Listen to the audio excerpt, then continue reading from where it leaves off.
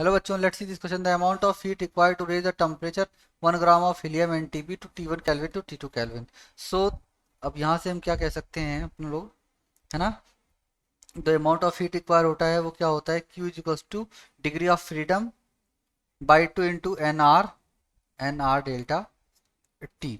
So T1 to T2 के लिए कह रहे हैं, है ना। तो 1 ग्राम ऑफ हीलियम, तो हीलियम मॉलिक्यूल कैसा होता है, आप लोग कैसे इसको ये डाई एटॉमिक, ओके, है ना। तो यहाँ से डिग्री ऑफ फ्रीडम, तो यहाँ से हो जाएगा Q is equals to 3/2 1 gram of helium, that is H2 is number of moles कितने हो जाएंगे 1/4 इंटू नंबर ऑफ मोल्स आ गया कितना 1/4, so into R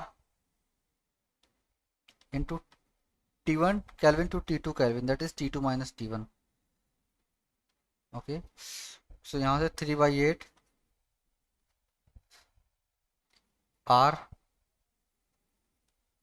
T2 minus T1, this is the Q, okay.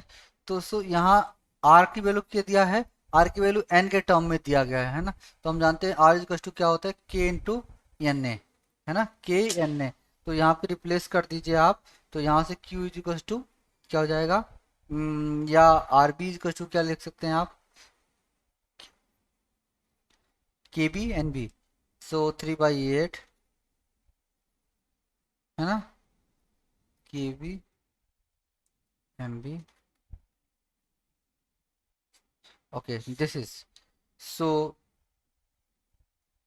हाँ, so this is this heat required to raise the temperature T1 to T2 for the helium. So our answer is 3/8 T2 minus T1. This is B. So B is the correct answer. Best of luck.